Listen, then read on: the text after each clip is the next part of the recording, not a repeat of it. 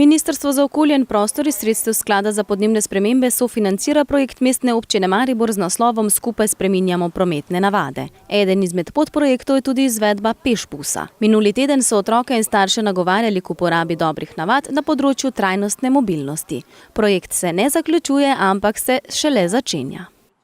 Zaključuje se ta pilotni teden, kjer smo mi hteli nekako spodbuditi, stimulirati k udeležbi starše in otroke, da vidimo, kakšne težave mogoče se pojavijo kje na poti. Težav v glavnem ni bilo, odziv je zelo dober, več kot smo pričakovali. Sploh na tej šoli recimo se otroci še priključujejo spotoma, tisti tudi, ki niso bili obveščeni, ki vidijo, da se nekaj dogaja, jih povabimo. Tako da se bi rekel, ta skupina polni spontano, zraven tega, da se na nek način priključujejo še na postajah, kjer pa je že organizirano nekako čakanje na tale pešbus. Pešbus se je izvajal vsak dan, ne glede na vreme.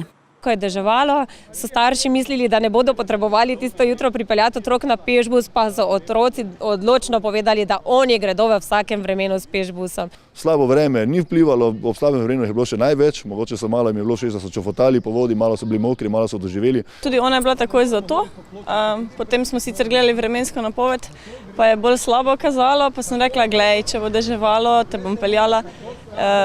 Pa je rekla, ne, ni šans.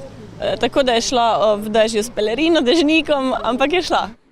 Na poti v šolo je čas za medsebojno in medgeneracijsko druženje in zabavo, hkrati pa ob tem otroci z gibanjem koristijo svojemu zdravju, saj osnovnošolci vse manj časa preživijo zunaj. Matevž. Matevž, kolikokrat si že šel za pešbusom v šolo? 5krat. 5krat si šel in kateri dan je bilo najbolj fajn? Danes. Zakaj? Zato, ker je zadnji dan. David, ti rad hodiš z pešbusom v šolo? Ja. Zakaj? Zato, ker se vedno kaj novega naučim, kako moram hoditi po pločniku. Aleks, kolikokrat pa si ti že šel z pešbusom? 5krat. In kateri dan je bilo najbolj fajn? Danes. Zakaj? Zato, ker smo na televiziji. Bil kaki dan dež? Ja, en dan. Pa je bilo vseeno fajn? Zelo fajn, ker smo se lahko vseeno pogovarjali s prijatelji. Projektu Pešbus sta se tokrat priključili dve osnovni šoli, osnovna šola Franc Rozman Stane in osnovna šola Prežihov Voranc. Naša šola se zmeraj, kadar gre za neko promocijo zdravja in kadar se vključujemo v zdravstvene vsebine, z veseljem pridruži. In zato tudi, ko smo dobili povabilo k temu projektu, smo tudi nemudoma povedali, da bomo mi tisti, ki bomo z veseljem v tem sodelovali. Prednost je seveda v prvi meri spodbujanje zdravega življenjskega sloga, kar mi delamo povsod in na vsakem koraku, če se le da. Ta projekt ima seveda tudi veliko drugih prednosti, kot smo v tem tednu lahko ugotovili, je največja prednost tega, da se otroci lahko med seboj družijo.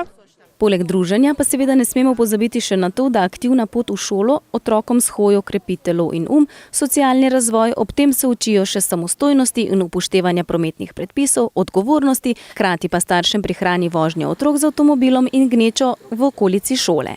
Projekt se bo uradno nadaljeval v večini mariborskih šol v mesecu septembru.